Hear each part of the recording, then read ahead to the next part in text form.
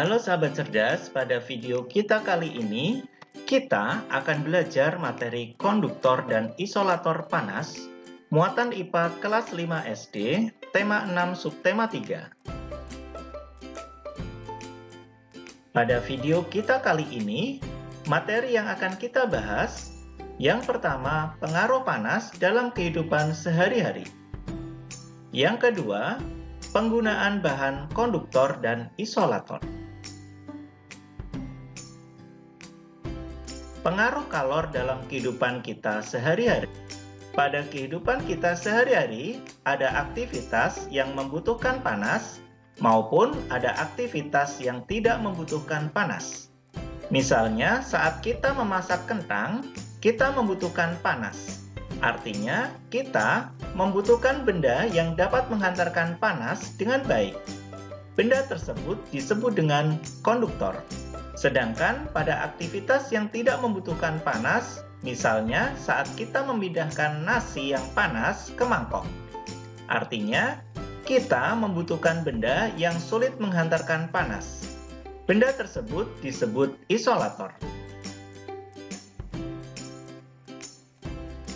Pengelompokan benda berdasarkan kemampuannya menghantarkan panas dikelompokkan menjadi 3. Yang pertama, benda konduktor, yang kedua, benda isolator, dan yang ketiga, benda semikonduktor.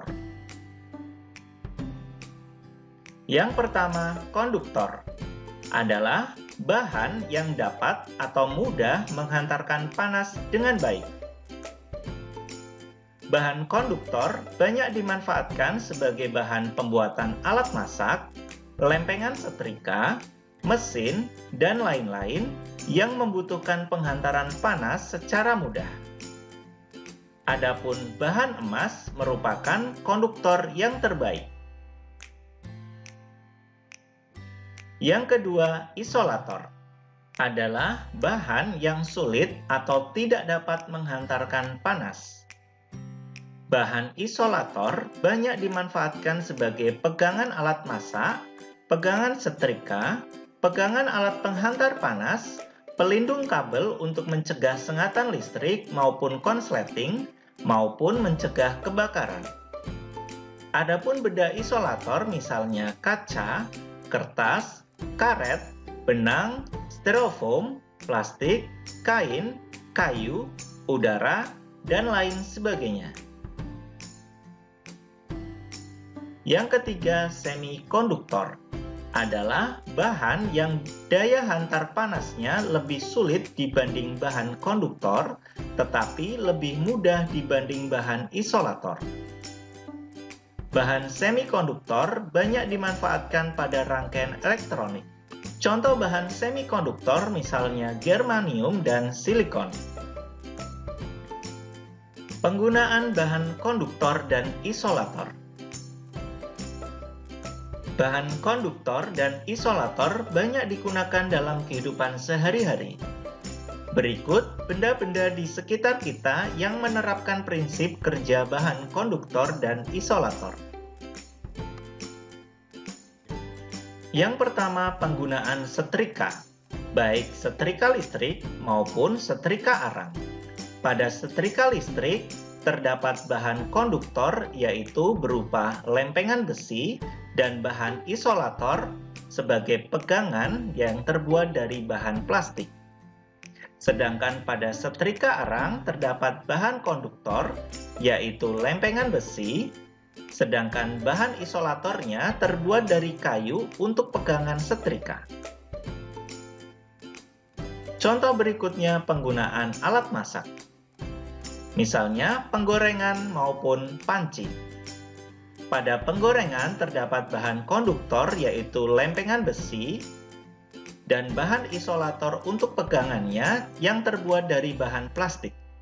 Sedangkan pada panci terdapat bahan konduktor berupa lempengan besi dan isolator sebagai pegangan yang terbuat dari bahan plastik. Contoh berikutnya penggunaan microwave. Pada alat elektronik microwave terdapat bahan konduktor yaitu lempengan besi agar panas dapat mematangkan kue yang kita buat. Sedangkan pada sarung tangan berupa bahan isolator yang terbuat dari kain untuk membantu kita memasukkan maupun mengeluarkan loyang ke dalam microwave. Contoh berikutnya penggunaan selimut atau pakaian hangat. Prinsip kerja selimut maupun pakaian hangat yaitu dengan memerangkap udara di sekitar tubuh, sehingga tubuh akan tetap terasa hangat. Udara merupakan bahan isolator, sehingga udara tidak dapat menghantarkan panas tubuh keluar selimut atau pakaian hangat, sehingga tubuh kita akan tetap terasa hangat. Contoh berikutnya penggunaan termos. Termos ditemukan oleh James Dewar.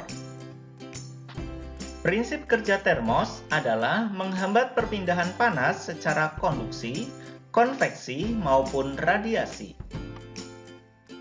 Berikut bagian-bagian dan prinsip kerja pada termos. Perhatikan bagian-bagian pada termos. Yang pertama, tutup sumbat termos untuk mencegah perpindahan kalor secara konduksi. Yang kedua, dinding dalam kaca yang berfungsi untuk mencegah perpindahan kalor dari air panas agar tidak diserap oleh dinding. Yang ketiga, dinding luar kaca yang berfungsi mencegah perpindahan kalor secara radiasi. Yang keempat, ruang hampa udara atau ruang vakum yang berfungsi membatasi kemungkinan panas hilang dari dalam atau masuk ke dalam termos dengan konveksi. Yang kelima, dinding pelindung kaca yang berfungsi sebagai isolator antara tabung kaca dengan udara di sekitar. Yang keenam, karet penahan kaca yang berfungsi menjaga posisi botol atau kaca tetap pada tempatnya. Prinsip kerja termos. Termos dibuat dari kaca yang berdinding rangkap. Di antara dinding itu dibuat hampa udara dan salah satu dindingnya dilapisi oleh lapisan perak agar kalor dari air panas tidak diserap oleh dinding dan agar tidak terjadi perpindahan kalor secara radiasi. Panas yang akan keluar dipantulkan kembali agar tidak keluar dari termos. Sedangkan bagian tengahnya sengaja dibuat hampa udara sehingga akan memperkecil kemungkinan terjadinya konduksi dan konveksi. Karena tidak ada medium di dalam ruang hampa udara, peristiwa itulah yang dimanfaatkan oleh orang untuk membuat termos dan menjaga air di dalam termos tersebut tetap panas. Demikian video pembelajaran kita kali ini mengenai bahan konduktor dan isolator panas. Semoga bermanfaat. Sekian dan terima kasih.